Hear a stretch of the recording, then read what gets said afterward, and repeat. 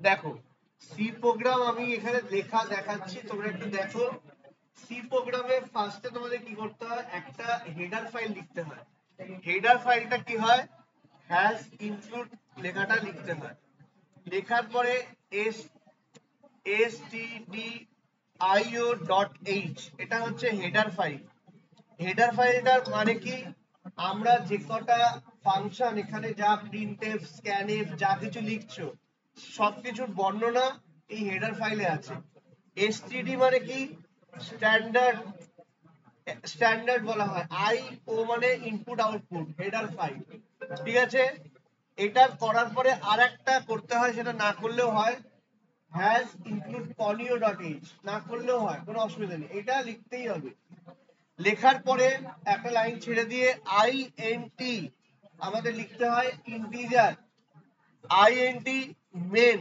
এখান থেকে আমাদের প্রোগ্রামটা স্টার্ট হয়, ব্র্যাকেট শুরু ব্র্যাকেট শেষ, এইটা মেন প্রোগ্রামটাকে শুরুটাকে বোঝায়। ব্র্যাকেটের মধ্যে প্রোগ্রামটাকে লিখতে হয়, এই জন্য ব্র্যাকেট দেখো কার্লি ব্র্যাকেটের মধ্যে লেখাটা লিখতে হয়। সবার আগে আমি যেটা বলবো যেটা হচ্ছে তোমার নামটা প্রিন্ট করো। তাহলে আমাদের প্রিন্ট করতে গেলে আমাদের প্রিন্ট এফ এই স্টেটমেন্টটা ব্যবহার করতে হয়। কোনো কিছু নাম, মাই নেম ইজ রাহুল, এক সেকেন্ড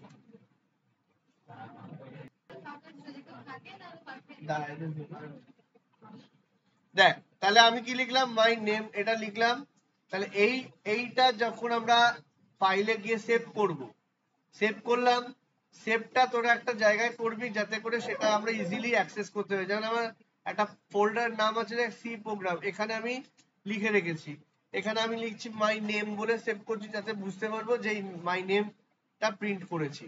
তাহলে মাই নেম ইজ রাহুল, এই জাস্ট এইটুকু আমি লিখলাম। কম্পাইলে গেলাম, কম্পাইল হচ্ছে চেক করা হয় যে সবকিছু ঠিক আছে কিনা। এখানে ভুল আছে কি, এখানে আমি একটা সেমিকোলন দিতে ভুলে গেছি। তাহলে একটা যদি ভুল ইচ্ছে করে করেছি আমি এই ভুলটা দেখানোর জন্য, এই ভুলটা যদি থাকে সেমিকোলন, প্রত্যেকটা স্টেটমেন্ট সেমিকোলন দিয়ে ক্লোজ করতে হবে। যদি তুমি না করো তাহলে এরকম একটা ভুল তোমাকে দেখাবে, বুঝতে পারলে। তাহলে আমরা এইভাবে আমরা এটা করলাম, এখানে এক্সিকিউটে গেলাম, আবার কম্পাইল করলাম। দেখো প্রোগ্রামটা কম্পাইল, এখানে এরর 0 ওয়ার্নিং 0, যদি এটা আসে তাহলে ভাবে প্রোগ্রাম ঠিক আছে। এক্সিকিউটে যাবে, রান করবে, যদি রান করো দেখতে পাবে এরকম একটা স্ক্রিন এসছে। স্ক্রিনটাতে দেখাচ্ছে কিছু, স্ক্রিনটাতে দেখাচ্ছে কিছু, দেখাচ্ছে না। এই যে এবার এবার দেখাচ্ছে। আসলে এই প্রবলেমটা দেখাচ্ছে অ্যান্টিভাইরাসের জন্য। অ্যান্টিভাইরাস অনেক সময় এই প্রোগ্রামগুলোকে কি করে স্টপ করে দেয়। ওই জন্য এই যে যেটা দেখতে পাচ্ছিস মাই নেম ইজ রাহুল, এই যে আউটপুটটা এটা দেখাতে দিচ্ছিল না। দেখ, যারা ক্লাস 12 এ পড়িস, পাইথন আর সি প্রোগ্রাম অনেকটা একই, শুধুমাত্র স্টেটমেন্ট গুলো আলাদা, তাই না।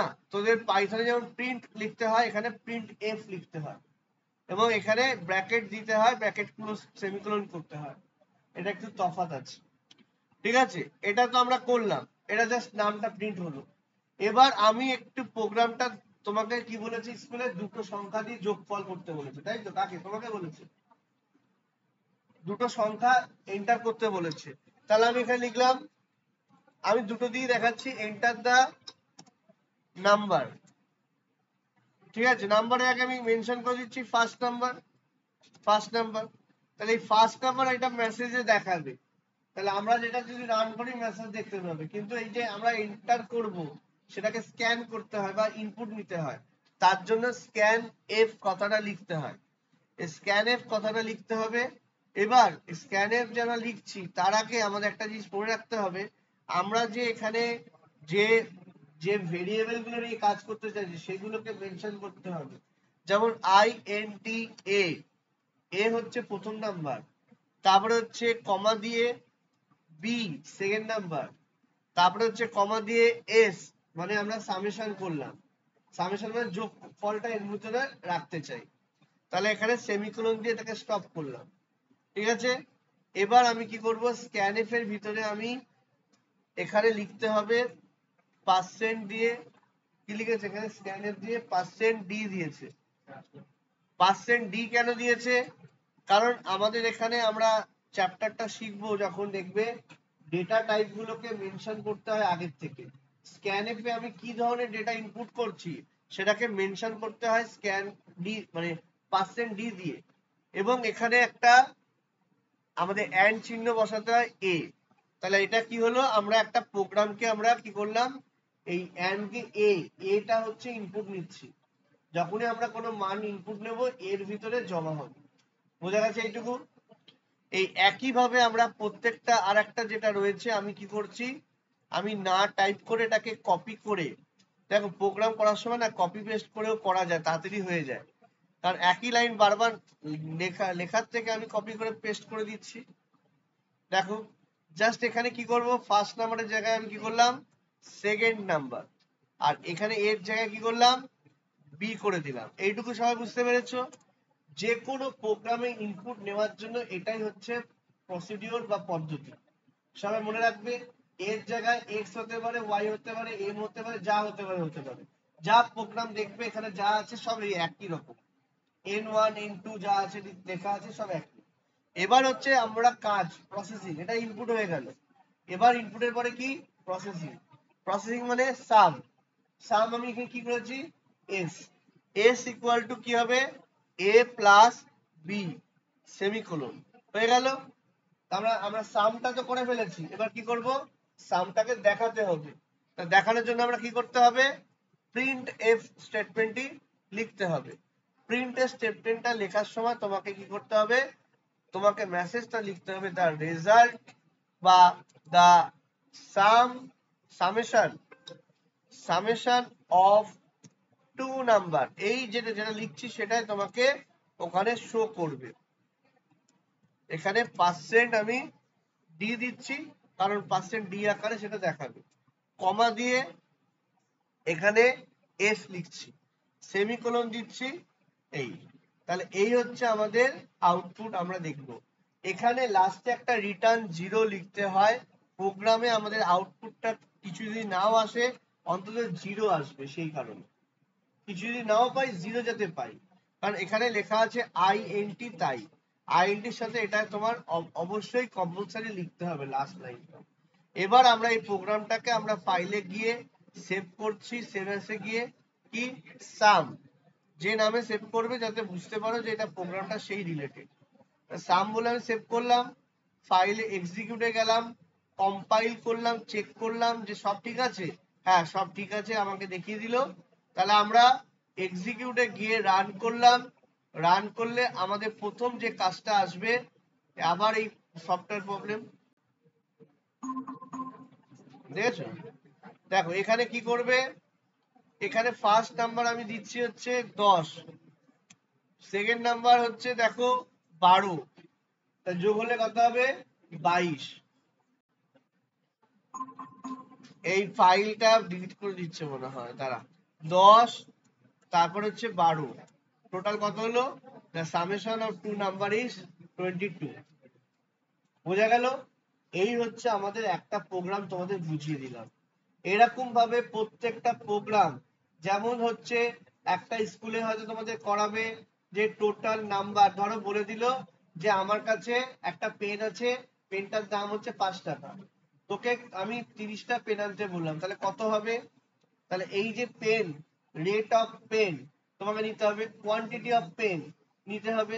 এবার এইগুলো দেখবে তোমরা বড় বড় করে লিখতে পারো বা ছোট করে লিখতে পারো।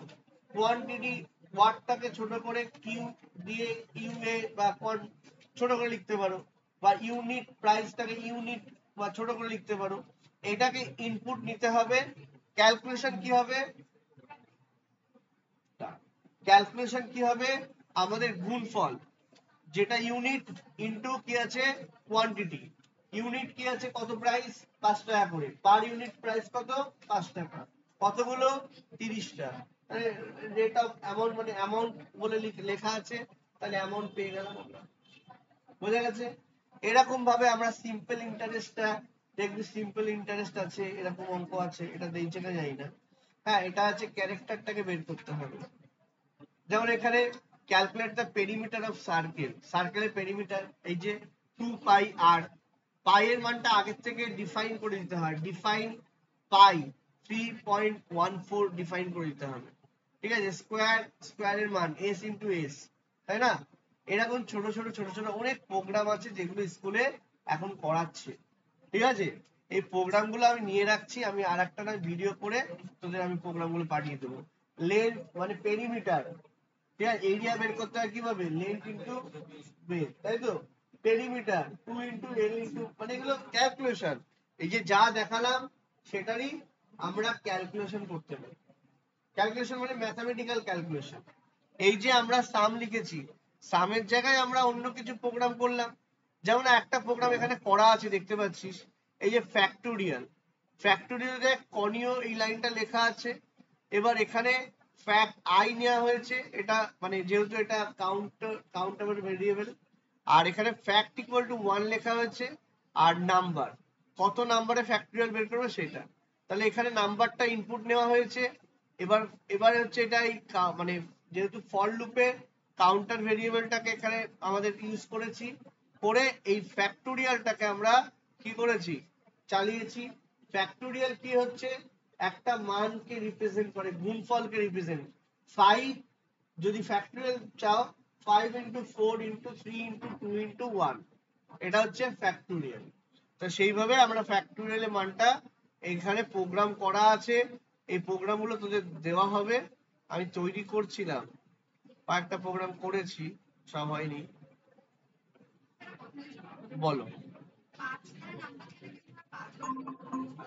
5বার নাম্বার হচ্ছে, দেখো এই 5টা ভেরিয়েবল নিতে হবে তোমাকে, আবার 5টা ভেরিয়েবল নিতে হবে, কিন্তু এর থেকে বেশি যদি হয়, দেখো এই যে এর থেকে বেশি হলে অ্যারে ব্যবহার করতে হয়, অ্যারে, ঠিক আছে। সেই অ্যারেটা আমরা পরে দেখব। 5টা ভেরিয়েবল, 5টা ভেরিয়েবলে এ থেকে ই এফ পর্যন্ত লিখতে হবে।